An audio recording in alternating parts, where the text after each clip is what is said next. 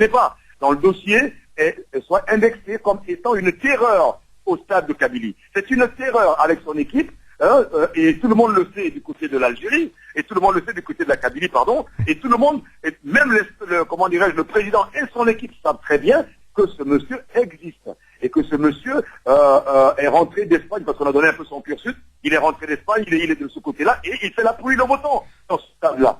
Donc c'est pas nouveau. C'est pas quelqu'un de nouveau, c'est pas quelqu'un qu'on ne connaît pas. Et là-dessus, là où on n'arrive pas à comprendre une chose, c'est que tout s'est passé dans les vestiaires.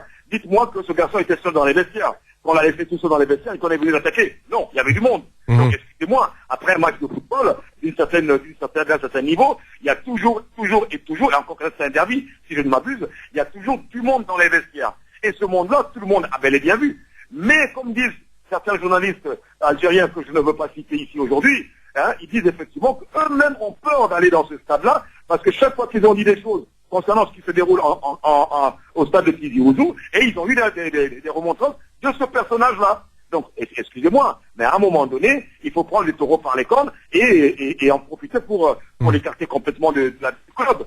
Sinon, votre club va péricliter et on ne parlera plus jamais du grand club que tout le monde connaît, la JSK. Merci Jacques pour ton intervention. Donc on arrive au terme de cette première heure d'émission. Donc et puis à dimanche prochain. À dimanche prochain, bye bye.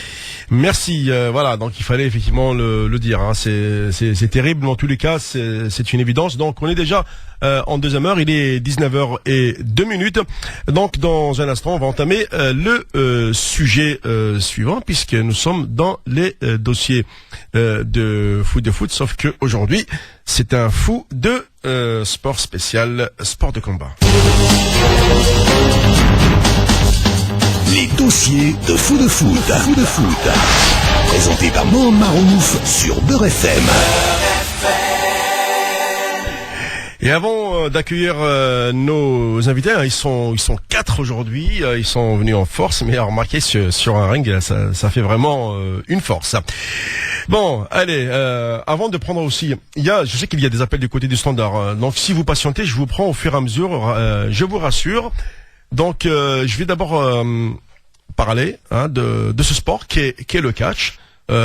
Souvent, quand vous le regardez à la télévision, on a l'impression que c'est plus de la démonstration, puis on voit des gestes, on se dit regardez comment il fait, puis finalement il ne se passe rien et pourtant ça passionne. Je veux dire que les gens quand ils vont voir du catch, c'est plein à craquer.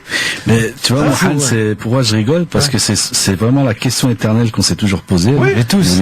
Est-ce que vraiment c'est pour de vrai? Est-ce que les coups sont vraiment bien portés ou vraiment c'est vraiment dans l'illusion quoi? Alors on va commencer. Les catcheurs ce soir. Voilà, il y a des catcheurs. Donc je vais leur demander de se rapprocher des micros. Il y a d'abord le président, donc Jean-Marie Alboui. Vous êtes donc vous allez vous présenter. Vous êtes le président de cette section. Présentez-vous et puis on va parler un petit peu de votre discipline quand même. Oui, je suis le président depuis 2 ans de catch, la Walsing Star, qui est une fédération très ancienne, et je suis aussi le présentateur officiel des galas. D'accord, ok. Et est-ce que vous avez ce qu'on appelle un planning très chargé? Parce que quand on parle de catch, bien sûr, c'est organisé de l'événementiel. Comment vous êtes en termes de programmation? Nous sommes actuellement la seule fédération en France qui travaille autant. Il y a des petites fédérations, mais enfin bon, c'est comme si vous comparez le routier avec le restaurant routier avec le Michelin, on ne fait pas la même chose. Et nous sommes une fédération qui accueillons des catcheurs de toute l'Europe, du monde entier, et nous travaillons tous les week-ends. Tous les week-ends, il y a des galas de catch dans toute la France. Nous échangeons des catcheurs avec des fédérations européennes. Et nous récupérons bien sûr des catcheurs de l'étranger, d'Angleterre, de Hollande, de Belgique, d'Italie, de Suisse. Donc c'est une grande fédération et nous sommes une très grande organisation. Et tout à l'heure vous évoquiez un peu le spectacle. C'est effectivement un spectacle, c'est un spectacle de haut niveau, mais c'est un spectacle réalisé par des sportifs de très haut niveau qui s'entraînent beaucoup, avec quand même ce sentiment de compétition parce qu'il y a du public et on essaye de gagner son combat pour faire plaisir à son public. Alors justement, avant d'arriver à la présentation des catcheurs qui sont avec nous sur ce plateau. Juste un petit message pour mon équipe là. Bah, si vous n'avez rien à faire un samedi soir, vous m'envoyez un message, vous allez voir des combats de catch. C'est vrai que je devais aller voir, mais quand j'étais à Rouen, c'est parce que je crois la veille pour le lendemain, c'était un peu compliqué pour envoyer l'équipe, hein. Le samedi soir, Mohamed, t'as dit? Oui. Je crois qu'il y a Farid qui se propose pour monter sur le ring. C'est ça, les jours. Bon, allez, on va commencer, hein, les présentations, sur ma droite, là. Alors bonsoir à tous. Bonsoir. Moi je m'appelle Osmani Yassine. Je suis d'origine algérien. Ça va faire aujourd'hui 5 ans que je fais du catch. Ah, quand même. J'ai quand même fait 3 ans en amateur et après je suis parti rejoindre la Wrestling Star parce que c'est quand même l'une des plus grosses fédérations aujourd'hui en Europe. Donc voilà. D'accord. C'est déjà un beau programme. C'est 5 années. Bon, ensuite à tes côtés. Alors rapproche-toi du micro aussi. Salam alaikum. Je me présente, connu sous le nom de LGRN. Je suis tunisien. Je travaille en dehors du catch dans tout ce qui est force athlétique, précisément en France et aussi en Tunisie.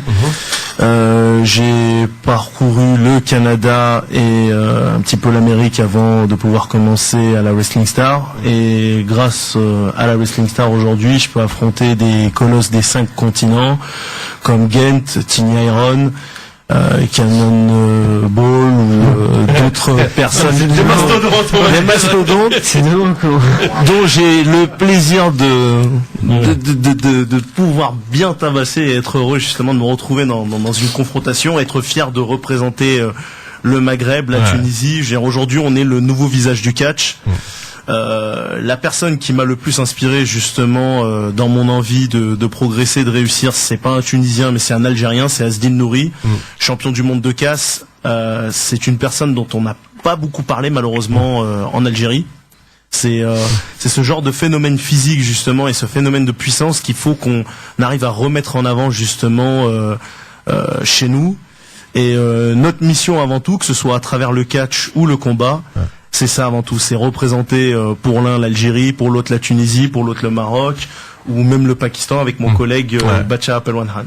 Alors justement, tiens, et puis c'est magnifique. On a cosmopolite. Voilà, c'est une équipe cosmopolite. Hein. On a un Pakistanais. Qui fait aussi du catch. Bonsoir, approche-toi du micro, s'il te plaît. Non, mais, attends, sur le ring, t'es pas timide, mais là, tu fais timide. Allez. Bonsoir à tous, je m'appelle Bacha Pelwan Khan. Je suis le seul catcheur pakistanais au monde. Le seul? Le seul. Et mon but, c'est d'être la fierté du Pakistan. Et je catch à la Wrestling Stars, qui est la numéro 1 en Europe en termes de fédération de catch. D'accord. Non mais c'est magnifique, hein. Vous vous rendez compte, hein, ce garçon. Oui, vas-y Bilal. C'est impressionnant parce que moi. Qu'est-ce qui t'arrive? Le roster, hein. La photo, elle est belle, hein. Les photos sont non, mais c'est que je croyais qu'en fait il y avait pas une certaine poussée aujourd'hui du catch, mais je croyais qu'il y avait que la WWF. C'est ça, aux États-Unis, non. Non, mais en fait, je me rends compte que vraiment votre fédé. Il y a plusieurs structures. Parlez bien dans le micro. Il y a plusieurs structures internationales. Comme on dit. Oui. Il y a plusieurs structures internationales, dont la Wrestling Star, qui est basée en Europe et qui auparavant était sous l'égide de la EWF, qui avait réuni à travers des grandes stars d'Europe, que ce soit Flash Gordon, Chris Benoit, qui était canadien et qui était venu ici, que ce soit Vader. C'était un gros tournoi international qui s'organisait à travers la terminologie European Wrestling Federation, mais ça restait européen. De là, ça s'est transformé en Wrestling Star.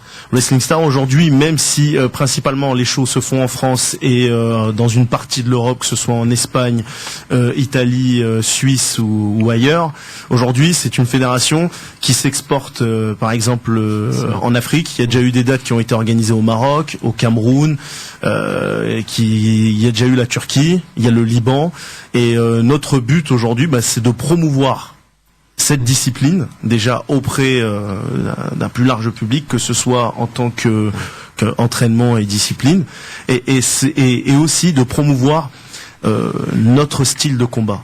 Ce qu'il faut savoir, c'est que les meilleurs combattants que vous avez aujourd'hui en MMA Mixed, Artial, je sais pas quoi. Enfin, Ouais.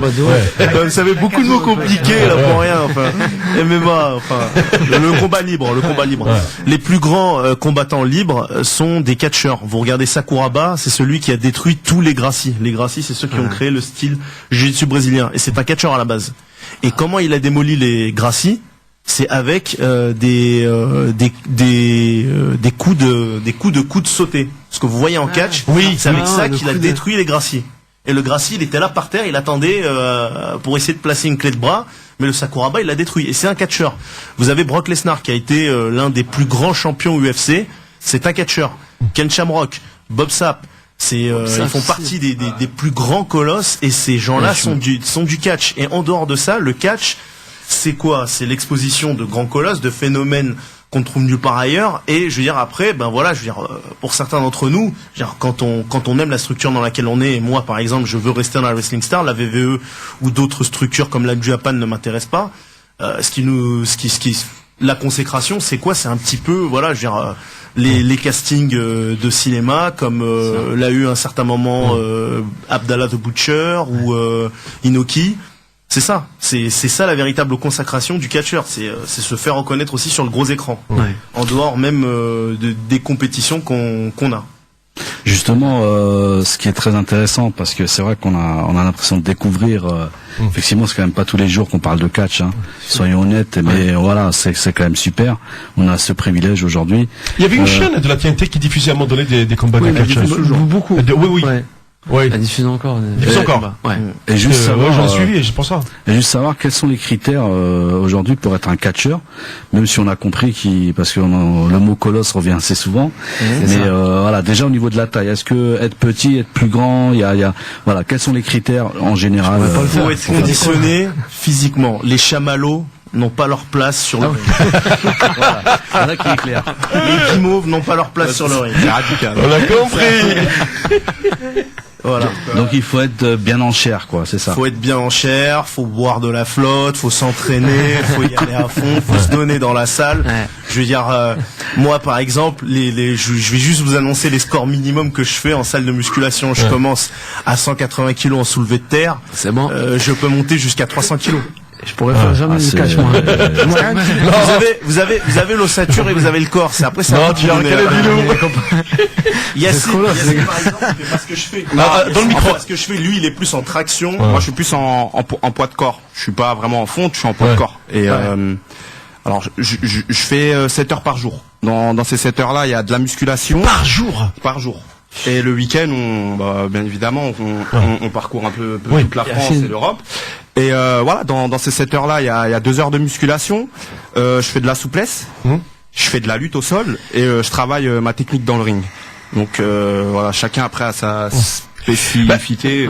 Vous savez, depuis tout à l'heure, il y avait ça me venait comme ça à l'esprit. Il a sorti le mot lutte, et tout à l'heure, quand il a cité des pays tels que la Turquie, le Cameroun, le Liban, c'est des pays où on pratique beaucoup la lutte. Est-ce que donc le catch, justement, il y a cette ressemblance avec la lutte? C'est même issu de la lutte, c'est la lutte gréco-romaine qui a fait le catch. Et pour revenir sur les propos de Algiane, et sur la question, il y a tous les physiques au niveau du catch. Après, le catcheur, en fonction de son physique, ne fait pas la même chose dans le ring. Un garçon comme Yassine Osmani, par exemple, qui est un garçon musclé, mais sec, on va dire, est un beau gosse, plutôt le Dwayne Johnson alors. Est un très grand voltigeur. C'est un très grand voltigeur qui fait des souplesses, qui monte sur la 3e corde, qui fait des saltos arrière, qui descend dans le public. On va pas demander la même chose à quelqu'un qui fait 200 kilos. Enfin, vous voyez pas quelqu'un de 200 kilos monter sur la 3e corde. Donc voilà, et c'est aussi tout l'art du catch, c'est cette diversité qu'il y a dans le ring, à la fois des catcheurs, mais de ce qu'ils présentent chacun. Ok, écoutez, on va marquer une pause parce que c'est très intéressant quand même. Et puis on se retrouve dans un instant tout de suite. Beurre FM, 18h-20h, Fou de sport avec Mohamed Marouf.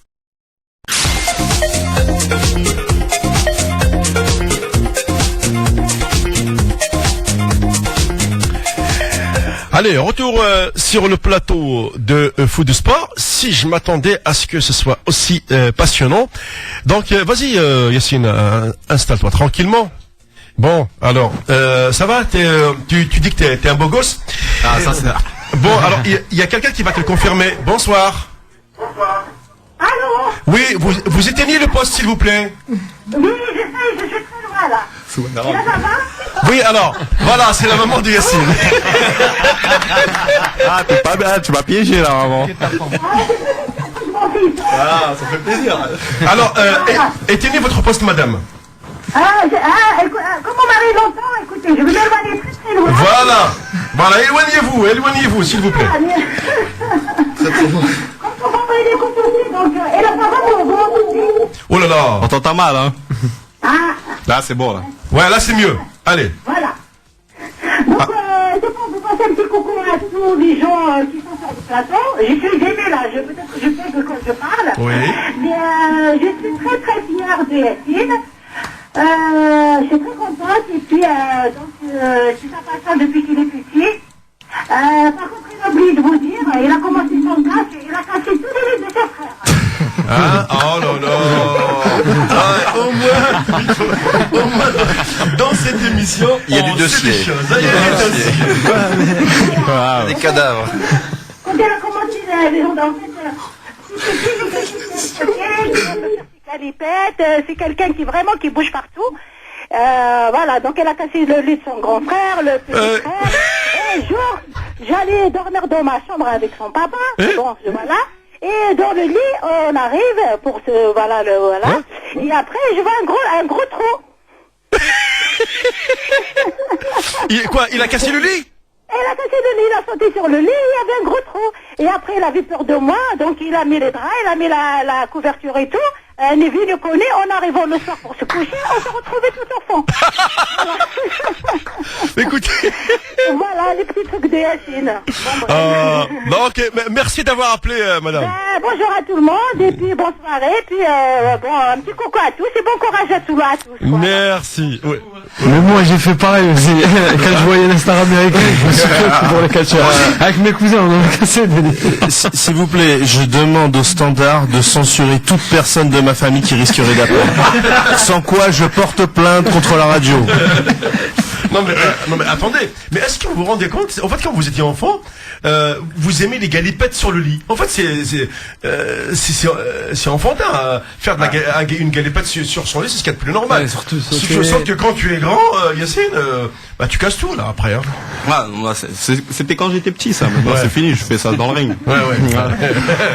C'est ce que disait tout à l'heure notre cher président, il disait qu'effectivement tu montais sur la 3e corde, c'est-à-dire qu'effectivement tu continues toujours à sauter. Moi je continue toujours. Yacine Osmani, moi, m'a ébloui quand je l'ai découvert. C'est un catcheur qui a énormément de talent. C'est une graine, je pense qu'il fera une carrière internationale. Et moi je suis très fier d'ailleurs d'être entouré aujourd'hui de Bahachap et Alvan Khan, pakistanais, d'Algiane, tunisien, et de Yacine Osmani qui est algérien, kabyle. Parce que la fédération, en fait, nous n'avions pas de catcheurs du Maghreb ou d'Orient, et ça nous manquait beaucoup. Et le public du catch, c'est un public extrêmement divers. Toute catégorie sociale, toute génération, toute origine sociale. Et ce qui nous manquait, parce qu'il faut que les personnes qui viennent voir le catch puissent trouver leur personnage, puissent s'identifier avec leur héros. Surtout. Voilà. Et aujourd'hui, d'avoir ces 3 catcheurs réunis dans la Wrestling Star, c'est une fierté pour notre fédération. Moi, c'est vrai que moi, c'était, je vous cache pas, moi, c'était Flash Gordon. Flash Gordon, où il aurait pu venir, mais il catch encore, vous savez. Il catch encore? Ouais, il catch toujours. Et c'est le directeur national technique de la fédération, d'ailleurs. Wow, magnifique, franchement. Il y a un truc que j'aimerais dire en complément. Par rapport à mon passage que j'ai eu au Canada et aux États-Unis, les portes étaient extrêmement fermées pour tout ce qui était catcheur maghrébin. Ils avaient leur catégorie.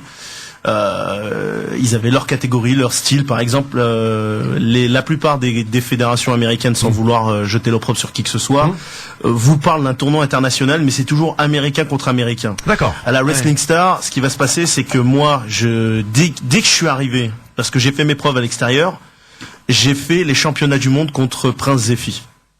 Ah oui, c'est vrai. Oui, je me rappelle de lui aussi. À plusieurs reprises. Prince Zephy, J'ai été qualifié pour ça. J'ai été qualifié aussi pour les championnats d'Europe, même si j'étais pas européen.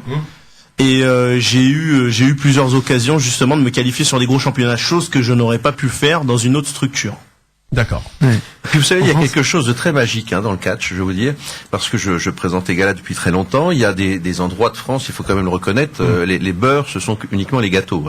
Donc, et voilà, et c'est pas forcément très bien vu. Et quand Yacine Osmani arrive, tout le public debout crie son nom. Yacine, Yacine, Yacine, et ça devient le héros. Et c'est ça qui est magique dans le catch, parce qu'il y a plus. C'est d'abord le super héros qui arrive et dont on a envie de pouvoir devenir demain. D'abord le fan, bien sûr, mais pouvoir le remplacer, parce que malheureusement les catcheurs vieillissent, sauf Flash Gordon qui a 60 ans catch encore. Ah, ça, non, lui il est extraordinaire. J'ai l'impression que non, mais il a toujours le même physique. C'est quand tu le vois. C'est vrai. Ce type, il est extraordinaire. Ouais. Alors, il y a donc un autre personnage qui va nous parler du catch, c'est Shérif. Oui, allô. Oui, bonsoir Shérif. Oui, bonsoir. Du catch. Oui. Ouais, je crois. Voilà. Alors, excusez-moi, est-ce que vous avez un kit main libre? Non, même pas. C'est toi qui leur a dit d'appeler. Ouais, parce que il y a bon, attendez, on va essayer de faire une petite manip technique. Parlez comme ça maintenant. Vous avez un petit problème, ça va mieux là? Ça va mieux. Ok. Bah écoutez, moi j'appelle de Lille. Et voilà, je suis un grand fan de catch. Et je voulais un petit peu savoir, eux, comment est-ce qu'ils ont commencé. Ils sont intrigués, est-ce que le catch, c'est vrai ou pas? Est-ce qu'ils mettent des vrais coups? Parce que c'est vrai que bon, voilà, moi quand je parle de catch, on se moque souvent, on se dit mais c'est un sport de femmelette, etc. Ah bah oui, vu les corps qu'ils ont. Ouais, mais bon, vous savez, des fois ça veut rien dire. Enfin, ils ont des corps, mais bon, justement, je voulais savoir eux, ce qu'ils en pensent. Voilà, comment se passent les combats? Est-ce qu'ils savent qui est-ce qui gagne à l'avance? Voilà, je voulais un petit peu avoir. Oui, les questions que l'on ne se pose jamais, ils sont là pour répondre nos catcheurs. Voilà. Heureusement que j'appelle. Allez, répondez. Attends, on y va. Alors, ce qu'il faut savoir, c'est, je le répète encore une fois, le catch, c'est avant tout l'ensemble de plusieurs disciplines de combat. D'accord. J'ai commencé en tant que sparring partenaire dans le jiu-jitsu et dans le grappling. Je me suis fait botter les fesses à plusieurs reprises en 2000 par Christophe Midou pour pouvoir évoluer. Un des grands free fighters. J'ai tourné avec les trois quarts des free fighters justement j'étais venu spécialement sur la Côte d'Azur pour ça. J'ai tourné avec les trois quarts des free fighters justement qui ouvraient leur école de jiu-jitsu et free fight. Dont Ricardo Arona qui avait fait aussi leur stage. Donc on a ce background, on a cette capacité d'encaisser les coups, on a ce bagage technique qui fait qu'on est avant tout des combattants. Ce qu'il faut savoir, c'est que il y a deux types de catch. Vous avez un catch aujourd'hui qu'on vous présente à la télé extrêmement drama, et vous avez un catch comme celui que vous trouvez au Japon et chez nous à la Wrestling Star, qui est un catch d'impact, qui est un catch de coups et qui est un catch de combat et qui est un catch sans limite, où l'arbitrage justement est là pour décider de l'issue finale et non pas pour mettre en avant un côté drama, épisode ou storyline. Enfin, nous on est vraiment, je veux dire, dans on est dans ce qui se rapproche. La New Japan se rapproche de la fédération de Pancras. Le Pancras a été très souvent lié à la Wrestling Star. Ce qu'il faut savoir, par exemple, c'est que Flash Gordon est un grand pratiquant de Pancras. Même si je l'ai comme adversaire à plusieurs reprises, je peux quand même me permettre de faire son éloge sur certains trucs. Et c'est ça aussi qui fait que on est dans une fédération d'élite. D'accord, je comprends mieux maintenant. Ouais. Alors, voilà, Shérif, content pour des réponses, hein. Ouais, bah oui, bien sûr. Et je voulais juste savoir comment est-ce qu'ils ont, qu'est-ce qui les a poussés à vouloir faire ça, quoi, parce que c'est vrai que quand on regarde le catch, bon, on n'a pas spécialement envie de faire ce sport-là, qu'on est plus vers le foot ou autre chose. Et pourquoi le catch, quoi? Ah bah, il va répondre. Pourquoi le catch?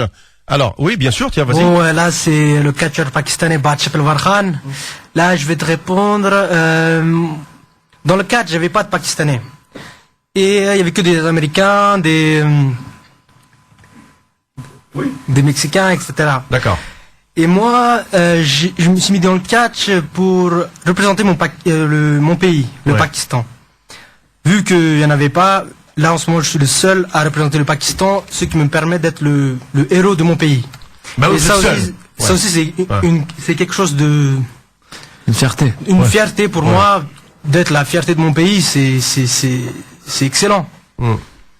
Je reçois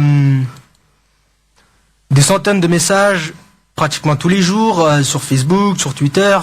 Ça me permet ça montre à quel point le catch est important. Ouais. Donc voilà, un héros pour un pays. Voilà, c'est ça. C'est avant tout représenter. Quand on monte sur le ring, on veut représenter. Et ce qu'il faut savoir, c'est que toutes les catégories de sport, que ce soit boxe, que ce soit UFC ou quoi que ce soit, c'est des trucs qui sont réglementés que vous devez faire à peu près tous les trimestres. Avec une équipe de médecins, une équipe de sponsors, tout ça. Le catch, c'est largement plus libre. Je peux avoir une compétition cette semaine au Luxembourg, le lendemain je vais avoir une autre compétition en Belgique, le surlendemain dans le sud-ouest de la France, et j'ai pas de limite. Ce qui fait qu'on est plus souvent sur le ring et on travaille beaucoup plus que n'importe quelle autre discipline. Et pourquoi on est amené à faire ça? C'est pour avant tout les spots et montrer ce qu'on est capable de faire en combat. C'est la meilleure manière de vivre en tant que combattant. Ok, merci Chérif pour tes questions. Bonne soirée. Merci, au revoir. Voilà. Oui, Hicham. Pour prolonger la question de Chérif, de Chérif, ouais. C'est, je sais pas, ce que je pense aussi, c'est quelqu'un par exemple qui veut faire du foot. Il va au stade qui est à côté de la mairie. Il s'inscrit, il fait du foot. Par exemple, quelqu'un qui veut faire du catch. Quelles sont les structures? Est-ce que c'est accessible partout? Voilà, vous-même, comment vous êtes rentré dans une salle et vous avez dit ici je peux faire du catch. Enfin, comment vous avez accès à des structures? La première fois, comment vous avez fait quoi? En France, comment ça se passe? En France ou même en Tunisie, au Pakistan. Sur notre fédération, donc il y a les coordonnées des écoles de catch sur catch.fr. On a deux écoles qui sont affiliées à la fédération, une qui est à Farmoutier en Seine-et-Marne, donc à quelques kilomètres de Paris, et l'autre qui est à Dieppe. C'est effectivement une sacrée ambition. Et il faut vraiment avoir la niaque pour faire du catch, parce que il y a très peu de structures d'apprentissage. Et donc les personnes qui viennent dans ces écoles font 200, 300, 400, 500 kilomètres dans le week-end pour pouvoir suivre les stages et pour pouvoir suivre les cours. Donc c'est vraiment, il faut avoir une forte motivation, contrairement à tous les autres sports, effectivement, qu'on peut faire à côté. Après, il y a toute une préparation pour le catch qui peut être fait déjà dans les clubs sportifs qui sont à côté, la lutte, le judo, tous les sports de combat qui permettent d'apprendre la base et qui permettra après la pratique du catch et de pouvoir, avoir une base technique nécessaire et utile quand on rentre sur le ring. Mais je pense que Yacine ou Algiane va nous expliquer quelles ont été leurs motivations. Alors, moi, avant de faire du catch, j'ai fait pas mal de sports de combat. J'ai fait de la lutte. J'ai fait du judo. J'ai fait un sport qui s'appelle le Yosikon Budo. Je sais pas si vous connaissez. C'est pas très connu, non. Voilà, j'ai fait du karaté et de la boxe. Et pourquoi avoir choisi le catch? Parce que le catch, c'est un sport qui mélange plusieurs combats, dont ceux que j'ai pratiqués. Et il y a aussi le côté spectacle que j'aimais. Donc c'est pour ça que voilà, je suis allé faire du catch. Et pour en revenir, comme dit Monsieur Alboui, moi quand je suis arrivé dans le catch, j'avais une bonne base, étant donné que j'avais fait beaucoup de sports de combat, surtout de la lutte. Donc voilà. Alors justement, en parlant d'anecdotes, Yacine, tu vas en avoir un petit peu pour ton grade ce soir. Bon, allez, c'est le petit frère là, je crois. Allô. Allô. Oui, bonsoir, ton prénom? Moi je m'appelle Massinissa. Ouais, Massinissa. Massinissa Mohamed. C'est son deuxième nom. Ouais, donc. Vas-y, raconte-nous parce que, au moins on sait des choses sur les catcheurs là. Avec mon frère, on faisait beaucoup de catch quand il venait de commencer. On cassait tous les lits de chez moi. Mais vous n'êtes pas sérieux les gars là, c'est quoi ce délire? On a cassé le lit de mon frère, le plus grand. Il nous a cassé la gueule. C'est une famille, on se tape dedans, on se rentre dedans, n'est-ce pas? On se rentre dedans. Ouais. Même avec les voitures, on se rentre dedans. Tout c'est le spectacle. Ouais. Non mais ça reste ambiance bon enfant quand même. Ouais, ça reste ambiance bon enfant, mais d'un côté le spectacle, moi je comprends aussi parce que moi aussi je suis dans le spectacle. Ouais, je fais du rap. Moi, je viens de Villiers-le-Bel. D'accord. Eh oui, Villiers-le-Bel, eh oui. Asile des fous. Ah ouais. Donc je comprends pourquoi. Eh oui, toi tu fais du rap, lui il fait du catch, effectivement. Avec le rap, on fait de la galipette aussi sur scène. Hein. Bientôt le disque d'or de son groupe peut-être affiché dans les studios de Beurre FM. Ah oui. Inch'Allah. Il est dans quel groupe lui? Son groupe c'est ADF. En gros, c'est les initiales de Asile des fous. Ah oui. Non, et voilà, avec un de ses collègues qui s'appelle Hamza. Lui, Massinissa, connu sous le nom Eddie Mastock. Pour l'instant, ils font beaucoup de scènes. Ouais. Des avant-premières, voilà, du coup. Lunatic, SPM, Lunatic. Ouais, mais ça va arriver Massinissa bientôt, t'inquiète. Et bientôt, il va peut-être chanter avec Kate McGillett, c'est pas sûr. Bon, merci beaucoup Massinissa. Bonne soirée, au revoir. Ah ouais, non mais tu vois, j'ai l'impression que dans la famille, vous êtes combien de garçons? On est 3 en tout. Ouais, 3 garçons. Ouais, il y a moi, il y a le petit et il y a un autre plus grand qui a 26 ans maintenant. Ouais. Celui à qui vous avez cassé le lit. Celui à qui j'ai cassé le lit. Ouais, et je pense que je vais le recasser, non, je rigole. Allez, Hicham. Ouais, moi j'avais une autre question en regardant justement sur la page sur les écoles.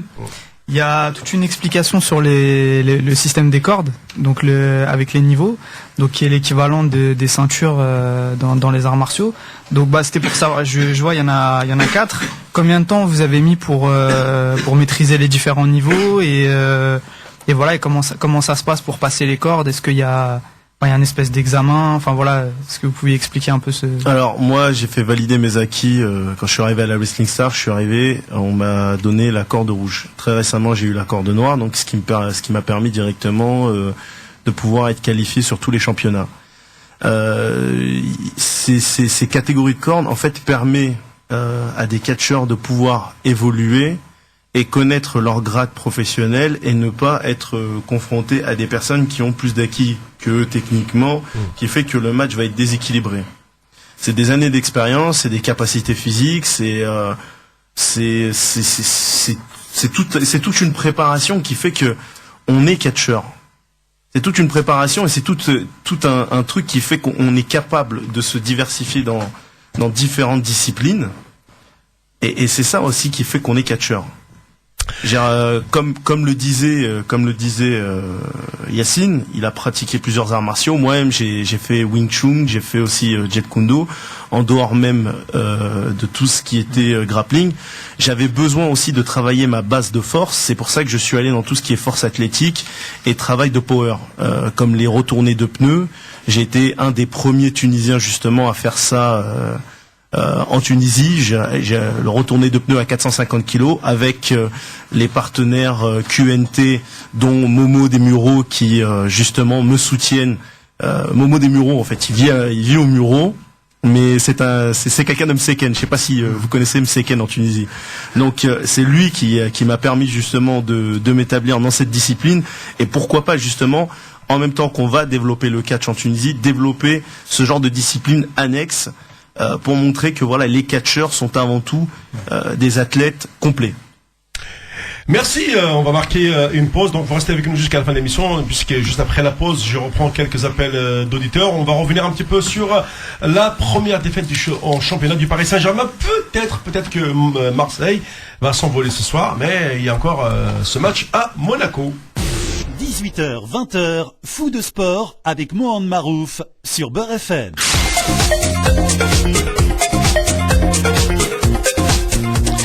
Alors on vient pour les dernières minutes. Attention, faites moins de bruit s'il vous plaît en plateau. Je rappelle que là aujourd'hui on parle de catch avec le président de wrestling, en l'occurrence monsieur Jean-Marie Albouy. Également, je vous l'ai dit, il y a Algen pour la Tunisie, il y a Bacha Pelawan Khan pour le Pakistan. Oui, le catcheur pakistanais. Et du coup, on parle de lui au Pakistan. Alors vous imaginez, je crois que le Pakistan c'est un pays de quelque chose comme 200 millions d'habitants.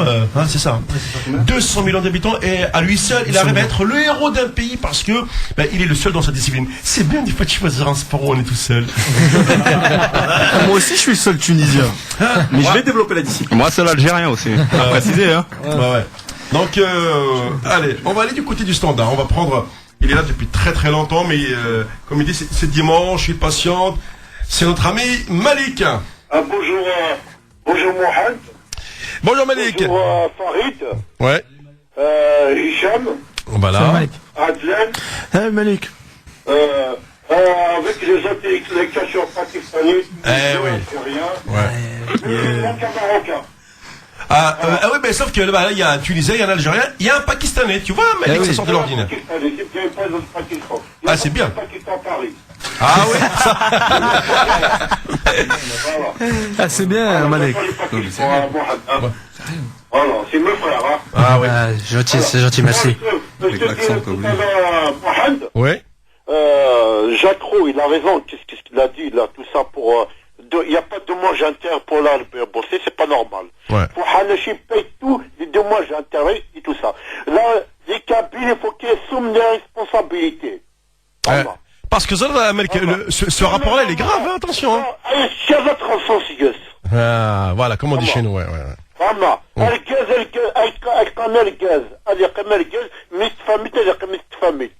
c'est vrai, je suis d'accord.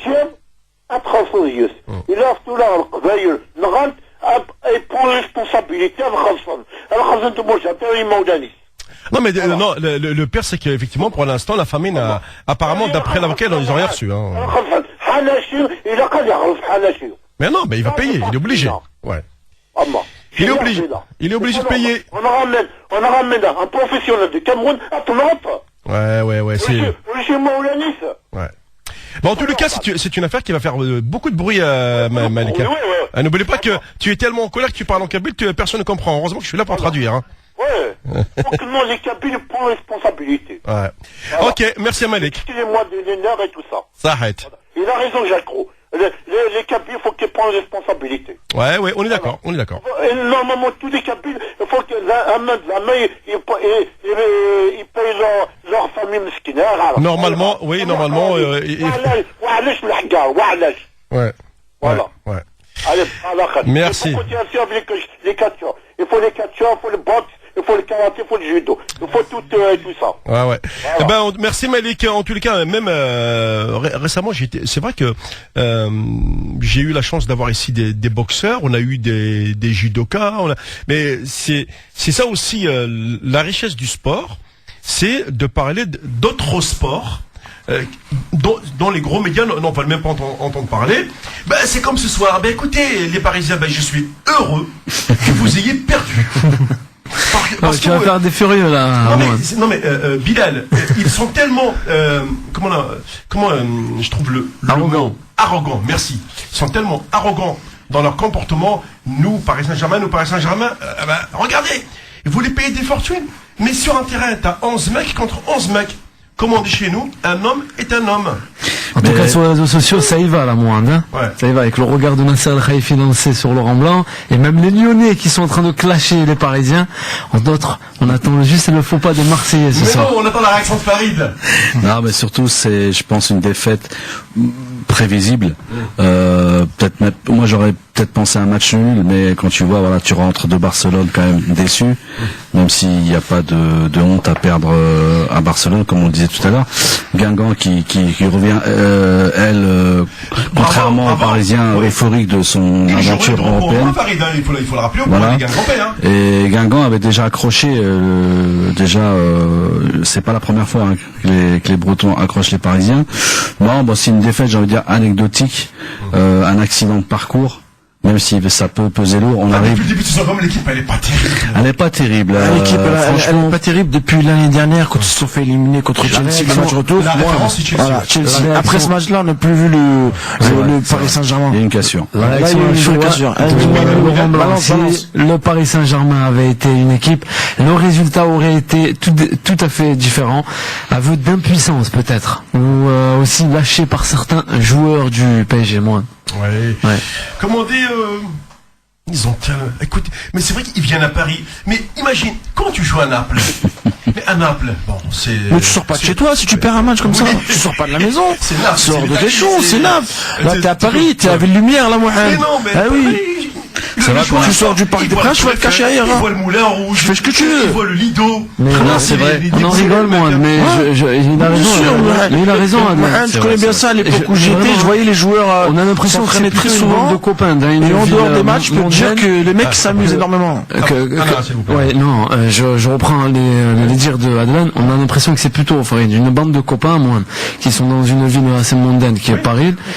Paris, très belle ville. Et voilà, qu'ils ont juste à faire des sorties dans la semaine, des plus grandes boutiques de grandes marques, et après de faire des pubs, des photocalls ou quoi, et non plus de se baser sur des matchs à venir, des matchs à prendre. Dans un ballon, c'est ça.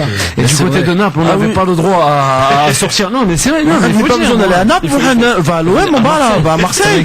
Tu perds un match, tu perds deux matchs, tu fais pas ce que tu veux derrière. Tu sors pas de ta maison. Ah oui, c'est vrai, faut pas sortir de la maison. Mais moi, il faut dire la vérité. Tu sors pas de ta maison. Parole de Marseille. Bien sûr. Non, mais c'est vrai que cette saison, on a l'impression qu'ils se reposent un peu trop sur leur laurier, les Parisiens. Il va falloir là vraiment qu'ils se réveillent parce que ça commence à se voir. Mais l'équipe elle est un peu en dessous quand même, c'est flagrant. Le jeu cette année, il faut aller à Marseille ou du côté de Lyon pour se régaler un petit peu, enfin un minimum. Donc c'est pas de la prétention, mais c'est vrai que. Mohamed, j'ai envie de te dire, perdre un match à Barcelone, limite. C'est le Barça, tu perds le Barça, c'est normal. Ce que je disais, mais quand t'es le Paris Saint-Germain avec l'effectif que tu as là et tu vas perdre un Guingamp, là c'est plus dramatique, j'ai envie de te dire. En sachant que Paris a joué mercredi, on est d'accord, mais Guingamp a joué jeudi, donc une journée de récup au moins. Après, souvenons-nous l'année dernière ce qui s'était passé avec le PSG en début de saison. Le PSG gagnait tous ses matchs contre les petites équipes, mais contre le deuxième, le troisième et le quatrième, donc c'était Monaco, Lille et Saint-Etienne dans mes souvenirs. À chaque fois, c'était match nul et Saint-Etienne même ils avaient perdu et à chaque fois ils avaient été dominés dans le jeu. Donc à mon avis, il faut se rappeler que le juge de paix pour le PSG, c'est les mois de février-mars. Donc après, il faut aussi, effectivement, le PSG est moins bon, mais le jugement sur la saison, il se fera à ce moment-là.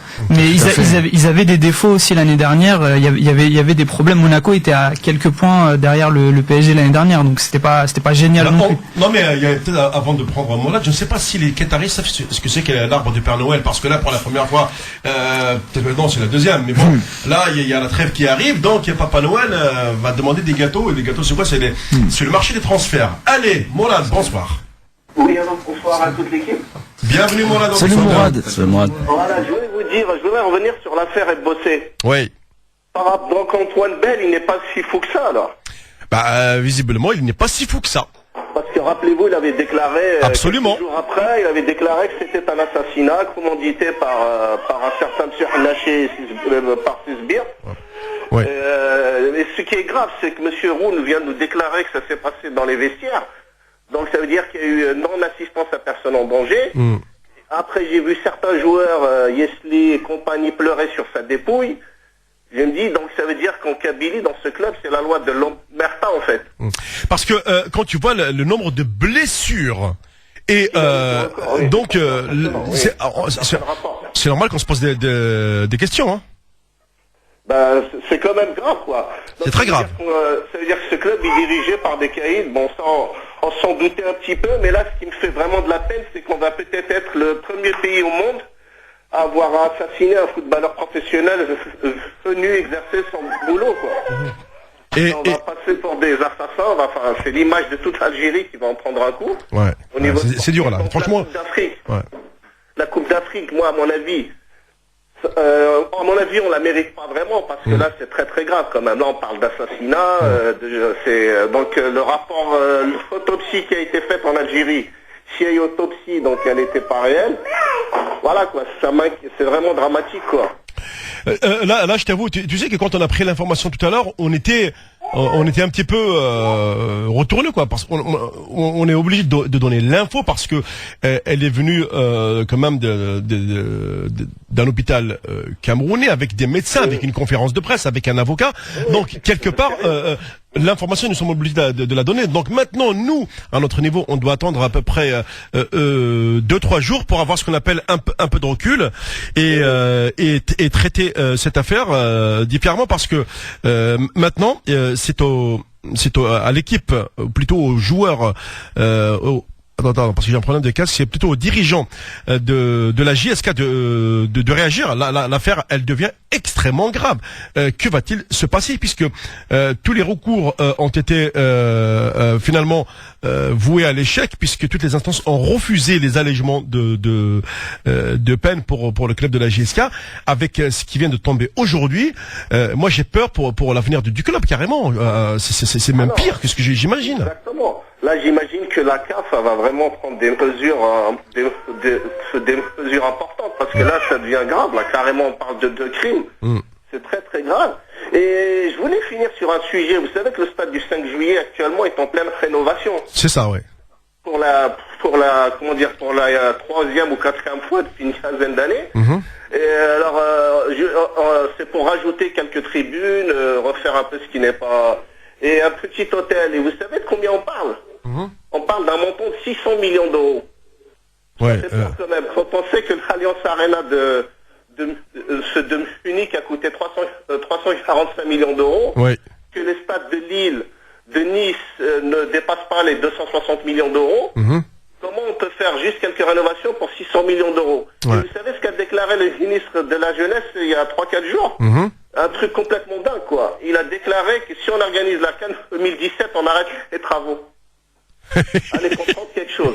Normalement, si on organise la Coupe d'Afrique, il faut au contraire faire ses travaux, non? Non, je crois que logique, quoi. non mais je crois que dans la logique, moi je vais aller plus loin. Quand il y avait de l'argent à gogo avec un baril à $140, c'est vrai. Là aujourd'hui, on est sur les 60 et d'après les experts, ça va tomber jusqu'à 45. Donc voilà. Oui, donc ça fait mais vous connaissez que sa déclaration est complètement ahurissante. Contradictoire. Ça veut dire que si on organise la Coupe d'Afrique, on arrête les travaux. Bah non, donc ou alors. Au contraire, bah oui, c'est le contraire justement. C'est le match c'est le match d'ouverture, il sera le 5 juillet, la finale elle sera au 5 juillet. Donc allez comprendre quelque chose. Mais vous me direz, on est dirigé par certains charlatans. Enfin voilà, c'était un petit peu mon coup de gueule là pour ce qui est du. Merci Moulad. Merci, bonne soirée. Oui, Adnan. Moi, je sais pas si Mourad nous entend encore, mais je vais lui dire, quand il dit nous sommes dirigés par des charlatans, tu es trop gentil à mon goût, c'est tout. Non mais c'est vrai que quand on parle quand même de cette Coupe d'Afrique, déjà le fait qu'il y ait ce rapport sur Ebossé qui est tombé, ben je vous avoue que moi j'aurais du mal, j'ai dit bien j'aurais du mal à croire à l'organisation de la CAN, sauf si bien sûr entre temps on apporte des solutions. Et les solutions, elles viendront de l'État lui-même, hein, puisque c'est lui qui est le garant dans ce domaine. Ce ne sont ni les clubs, ni les dirigeants du foot. Allez, Mahrez, bonsoir. Bonsoir Mohamed. Voilà, comment allez-vous? Ça va. Ça va. Ça va. Salut Mahrez. Allez. Vous m'entendez? On t'entend, vas-y. Oui. Déjà, je voulais passer le bonsoir à toute l'équipe de BRFM et les 3 catcheurs que vous avez invités. Allô? Oui, je t'écoute. Déjà, je voulais dire, je suis content déjà que vous avez fait l'émission pour le catch Mohamed aujourd'hui. Merci. C'est une compétition que j'aime bien, et surtout le catch américain. Moi, je voulais parler juste au catcheur qui a dit qu'aux États-Unis, il n'y a pas des Maghrébins qui font du catch. Moi, je voulais lui dire quand même que le catch aux États-Unis, la majorité, c'est pas contre Américains, surtout ces dernières années, qu'il y a beaucoup de catcheurs qui viennent des pays étrangers d'Europe. D'accord. Ça reste justement ces pays européens, ça reste extrêmement minoritaire par rapport à une grosse majorité de catcheurs américains. Je veux dire, ça va être un catcheur de Pittsburgh contre un catcheur du Texas pour un championnat du monde. Voilà. Je veux dire juste pour le catch aujourd'hui, la plupart des catcheurs, est-ce qu'ils viennent tous, comme vous dites, est-ce que c'est pas des trucs, des acteurs plus de cinéma qui font du cinéma? Alors, pour aller au cinéma. Alors, et il y en a certains qui sont de la SCW, qui font de l'USF, comme Brock Lesnar, vous avez parlé. Et ce dernier-là, que l'année dernière, un an, il a arrêté une invincibilité d'un catcheur qui était gros aux États-Unis, qui était très connu, qui s'appelle l'Undertaker. Oui, mais en fait, je voudrais rebondir sur ce que tu dis par rapport au cinéma. J'ai pas trop en fait compris ce que tu voulais dire par rapport à ça. La référence dans le catch et ce qui a influencé la tendance catch dans le futur, en particulier dans les années 70, ça a été Mohamed Ali. Mohamed Ali avait un tel charisme quand il montait dans le ring, il avait une manière d'humilier son adversaire, que c'est ça qui a inspiré au fur et à mesure le catch et beaucoup de disciples et d'athlètes en combat. Ça veut dire que il faut savoir avoir l'ascendant mental sur son adversaire et l'ascendant physique. Mohamed Ali, même s'il était en boxe, dans sa manière de travailler, c'était du catch. Là où je me sens proche, par exemple, de gens qui sont pas vraiment du catch, mais qui m'ont inspiré justement dans cette envie de faire du catch, c'est d'abord Bolo Yeung. C'était le chinois extrêmement musclé qu'on voit dans Opération Dragon. Je sais pas si vous vous rappelez qui c'est. Et Bruce Lee. Oui, tout à fait. Bruce Lee, dans son aspect technique, dans sa manière de faire, même si c'était du Jeet Kune Do, ça se rapprochait beaucoup de ce qu'on fait en catch. Et aujourd'hui, vous regardez ce que fait Donnie Yen ou Kung Le dans les films à Hong Kong. C'est enchaînement de coups de pied, coups de poing, technique de kung-fu et directement des slams. Donc ce qu'on nous faisons en catch existe depuis très longtemps dans le budo et dans la boxe chinoise. On compare quand même, je prends la parole, mais on compare souvent le catch américain avec le catch européen ou le catch japonais, mexicain. Il y a quand même une grande différence, c'est que la WWE qu'on voit en 48 nations, il y a 500 millions de téléspectateurs par an, c'est une société privée, cotée en bourse à New York, avec des salariés. Ah oui. Les catcheurs sont salariés. Et quand la WWE veut s'emparer d'un marché, elle vient et elle recrute effectivement une personne. C'était le cas dans l'Inde, par exemple, de Greg Kelly. C'est ça, c'est Greg Kelly, hein, oui, voilà, qui n'a jamais été catcheur de sa vie et qui était là, qui a été recruté parce qu'il avait un physique un peu impressionnant. Il faisait plus de 2m20. Bon. Et qui n'a jamais été catcheur, il était policier, ils l'ont pris parce que c'était, voilà. Donc c'est une grande différence. Tout à l'heure le disait Algiane, la WWE, c'est 3 shows hebdomadaires télévisuels. Donc on produit des émissions avec des scénaristes et Vince McMahon, qui est le PDG de la société, ne s'en est jamais caché. Il recrute des scénaristes à Hollywood et il crée des histoires qui doivent se résoudre dans le cadre des pay-per-view, c'est-à-dire les spectacles qu'on achète à la télévision. Donc tout ça, c'est un business incroyable. C'est pas du tout le cas dans nos fédérations, ni au Mexique, ni au Japon, ni en Europe, où les catcheurs ne sont pas... Pardon, les catcheurs ne sont pas salariés, ils ne sont pas payés, ce sont des sportifs qui viennent pour le plaisir du catch, pour le plaisir de la pratique du catch. C'est ça la grande différence.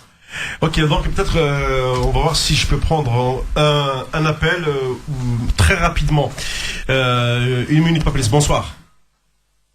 Allô. Allô. Bonsoir madame. Bonsoir toute l'équipe, bonsoir aux 3 catcheurs. Merci. Bonsoir. Votre prénom madame? Elisabeth. Elisabeth, on vous écoute Elisabeth. Alors moi j'aurais aimé savoir à quel âge on peut commencer le catch. Ah, à quel âge on peut commencer le catch? Alors, on peut pas. Il faut que la croissance soit finie. Donc, si vous avez un enfant de 7-8 ans qui insiste et qui veut faire à tout prix du catch, il faut qu'il rentre dans des écoles de judo et des écoles de lutte qui vont lui montrer les bases justement de chute, de réception et tout ce qui est technique de grappe.